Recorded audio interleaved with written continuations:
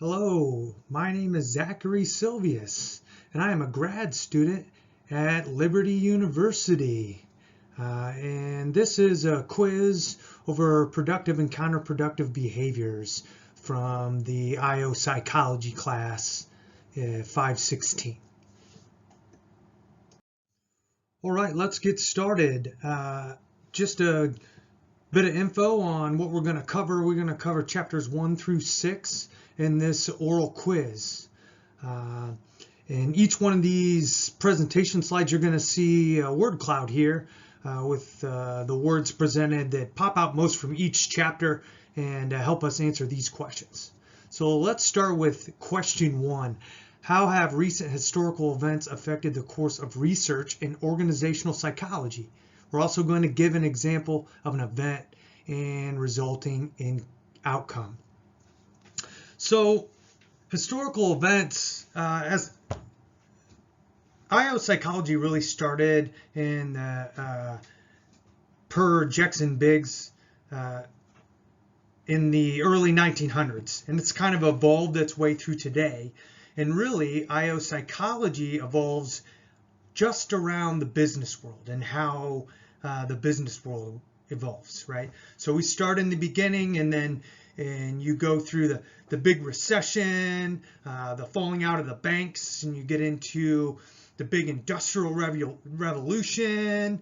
We get through Vietnam War, coming into more of a globalization here, and more modern times, where you have a company based out of somewhere in the United States that operates all over the world via video conferencing or offices placed all over the world that communicate through telecommunications, through computational communications, and different types of video communications as well.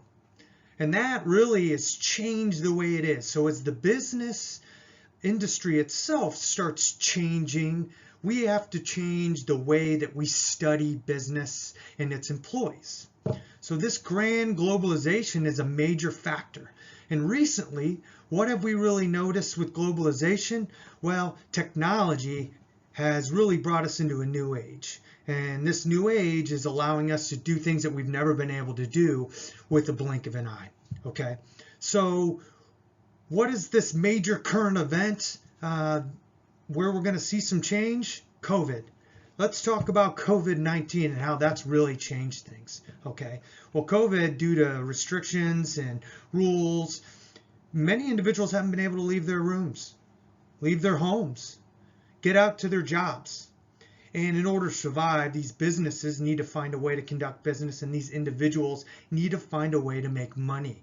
And that leads us to remote work, right? So a lot of people, how many times have we seen that commercial where the individual's sitting there and he's working and a conference call ends or something falls down and he stands up and he's wearing a pair of boxer shorts, or maybe they're wearing a pair of pajama pants, right? This is really kind of the joke of our comfort, our level of comfort when we're working remotely. But the real question is that level of comfort affecting our work? Is that affecting our psyche? Is that a way for us to compromise with this change in life? And is working remotely going to affect our work-life balance?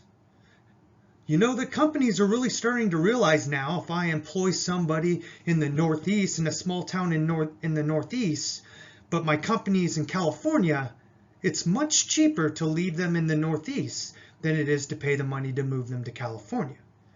We as IO psychologists are really going to have to look in to see how these businesses and the individuals are going to work together, and how much further remote work is going to be, and how that affects that work-life balance. And we'll get into work-life balance a little bit more in further chapters.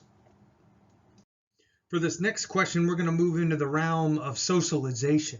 And the key here is really talking about embeddedness. So the question here is, describe socialization process for graduate students in your program. And is the program successful in socializing newcomers and creating job embeddedness? Well, to answer this, you really need to take a look at Liberty University as a university. And the psychology program per se doesn't have a specific group or organization, but Liberty University as a whole really instills that global biblical view, right? And it's that biblical piece that really draws us as students together and gets us to really start finding a commonality, right? And something that I've really noticed in the socialization process is they push, in a great way, the knowledge and information of the Bible. And there's a lot of availability. Often at times I get phone calls from individuals asking if I need to submit a prayer or there's anything that we need to pray together. And this really helps me feel like I belong to a group and like I am a Liberty Flame.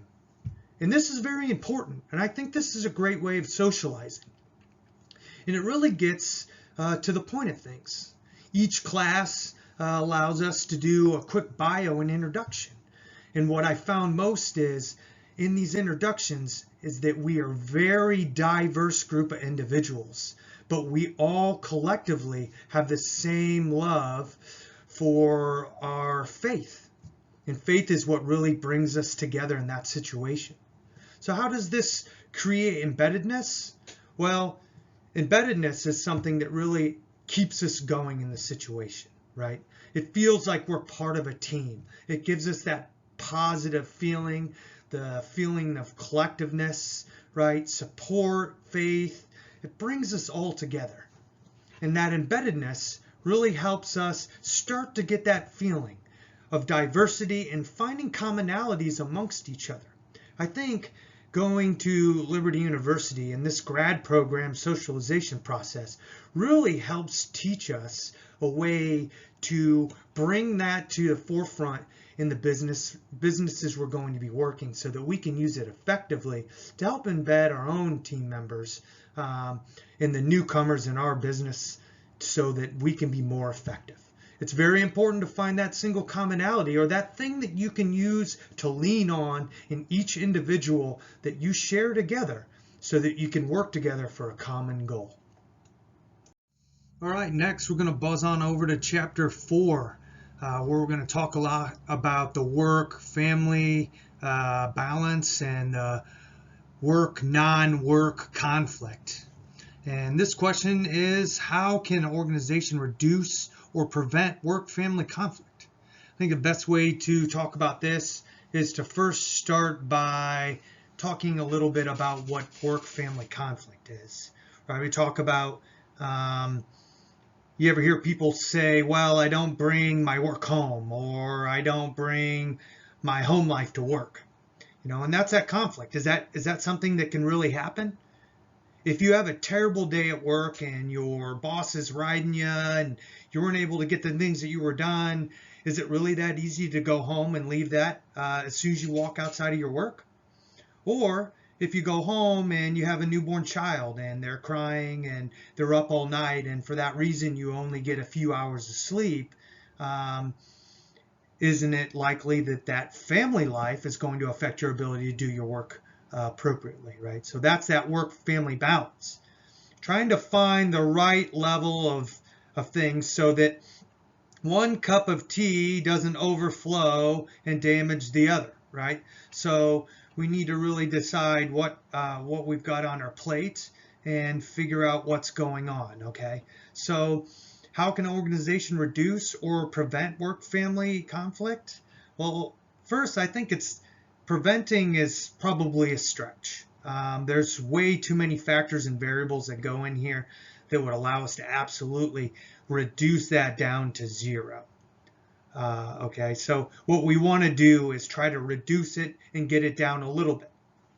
So one, I think the biggest part of this is you have to be supportive of the workers. First, you got to lay out your expectations as an organization and let them know, hey, this is what I expect of you. I expect of you to show up every day on time, to complete your tasks on time, and to do things without having any issues. And then at that point, you should lay out expectations back to the employer, right? So it's important for the employer to understand the family environment of an individual and try to talk about and foresee maybe some issues. And hopefully the worker have to have that openness, so the organization has to show an openness to willing to deal with these things and to make life better for both of them and hope that productivity is increased. And the worker has to show an openness in order to share this information with the business so that they can be able to help them out. I think a great example of this is healthcare is hugely changing, and there's something that I learned about in my public health degree work called primary care, right? So primary care is your main doctor, okay? Now, direct primary care is something where you don't go through an insurance company, you work something out with a doctor. And there are big businesses out who have direct primary care providers right there on staff at their location. So imagine being able to take your kids to work with you to see the doctor, right? Somebody sees the doctor, they go to daycare, and that allows you to be able to be a little more mobile in the situation. I have a good friend of mine, he's a personal trainer, and he works for a Honda automobile assembly plant. And his job is the employees get an opportunity to work out and physical fitness. And he, as a trainer, helps train them and gives them dietary things. And that helps the business save money and healthcare costs and insurance costs. And it helps the individual be able to do those things right at their workplace. And it helps them feel together. A little bit of you do a little bit for me, I do a little bit for you, and somewhere we meet in the middle, and it both benefits us greatly for these things. All right, we move on to chapter 5, productive behaviors in organizations. And here we're going to ask the question, imagine you've been asked to develop a performance assessment program for employee development. What techniques could you use to adequately evaluate employee performance as comprehensively as possible? Well, when I think about this, and you go through the book, there's really 2 performance evaluation systems that they list, right? So they have the Campbell model, which bases things off of 8 different aspects, right? Some in-role stuff and some extra-role stuff. So in the in-role, you're working job-specific tasks, non-job-specific tasks, and extra-role, you're really looking at those little skills that would help you develop as an individual to be greater, right? So how good are your oral written skills? How good are is your discipline? Are you good at facilitating teamwork? Do you have good leadership? And do you have good managerial skills, right? The other one is the Murphy, which honestly was made for the Navy. And nowadays in the Navy, the evaluation model looks a lot more like the Campbell model. But back then when the Murphy came up with it, it was basically some in-role stuff, but the extra-role stuff was a lot different. Because when you're in the Navy, you're an employee 24 hours a day and your life never stops. So it's important that they wanted to know how your interpersonal relationships with others were, and what you did with your downtime, and if you had any destructive behaviors. Because remember, in the military, there'll be times when you're deployed and you're living around those people that you work with. So it's important that you have those qualities. I see value in little bits of every one of these skills. So if I was going able to determine a system, I would really like to come up with a list of expectations and levels I would want people to meet when it comes to their in-role stuff. So people have to meet certain proficiencies for job tasks in order to be considered above the grade or below the grade. And outside of that, you want to see what the potential for an employee is, considering this is an evaluation, and you're going to be looking hopefully to evaluate them and then be able to pull those evaluations when it comes time for a hire to move up in grade or to get a promotion. I think it's very important that we evaluate those written and oral skills. Now, not every job this may work perfectly with, but if it requires you to communicate oral and writtenly in certain aspects of leadership, and as you move up in leadership, you're most certainly going to be expected to be able to communicate in both oral and written forms. That should be evaluated, and that'll help give us a better idea. I do like that an individual's discipline and their hazardous behavior is examined. It's important to find out if there are any indicators that may say that this individual might be at risk for doing something bad or be a safety violator or anything along those lines. It's also important to look at different aspects of leadership and supervision and come up with a template for a list of skills, right? Or maybe even a scale of how the individual, Likert scale per se, of how much an individual fits the perfect leadership or supervision roles in our company. Okay. And first and foremost, it's important to find a way to evaluate whether an individual can bring people together, teamwork. If you can't get a group of individuals to work together, it's going to be a lot harder to be able to want to move that individual up to work with groups. If you're somebody who's kind of an introvert and you stay away and you can't get those groups, then maybe you're not perfect fit for that position. However, an overall view should be compared with the evaluation versus off the needs for the very specific position. And I think these Likert scales should come up in certain categories, and maybe you can create a scale system for positions. All right, we're going to close out here with Chapter 6, and we're going to talk about counterproductive behaviors. So the question we need to answer here is, what are some possible common organizational constraints? And also, how could they lead to counterproductive behaviors? So most commonly, the organizational constraints revolve around information, equipment, and people. And the best way to describe this really is to give you a scenario. So often I've run into this situation where early in the morning, I get all my junior sailors together, right? And I say, hey, what I would like you to do is complete this task. And then I explain it to them, I give them whatever it is, and then I leave. And, you know, trust but verify. I come back in 2 hours or so to see how they're doing. And unfortunately, they're just sitting there. And I was hoping to see them completing the task or at least working on the task. But unfortunately, they haven't done anything yet. So now I need to find out, what was that constraint? Well, likely that the constraint was a lack of information. So maybe I didn't give them an insufficient amount of information, so they didn't know exactly what the task was and they didn't understand.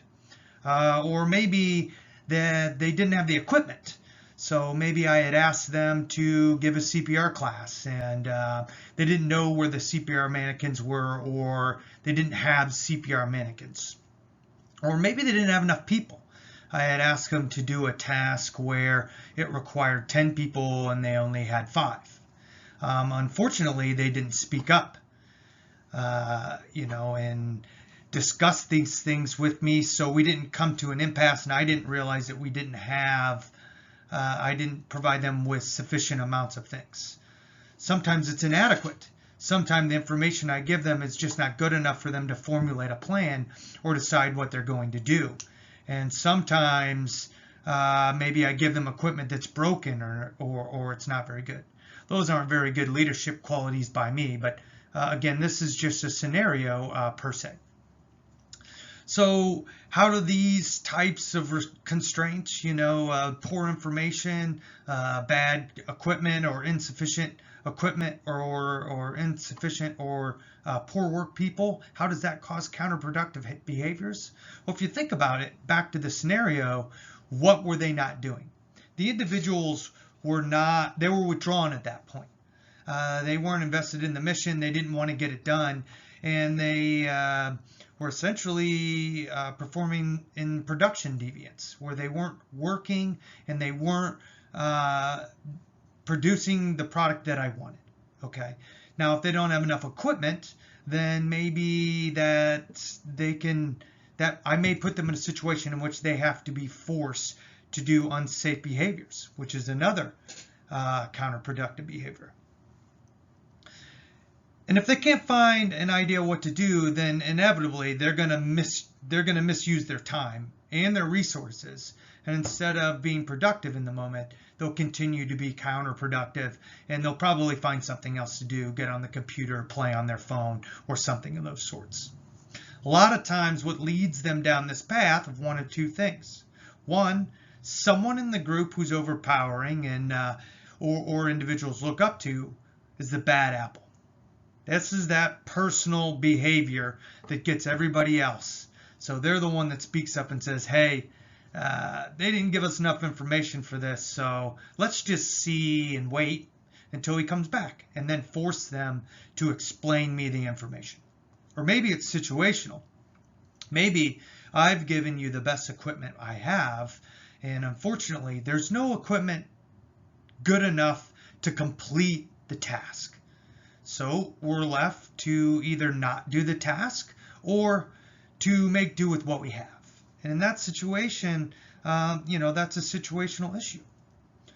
And maybe that's the norm for the business. And maybe we just don't have enough budget or just don't have enough people. Unfortunately, that leads also to counterproductive behaviors.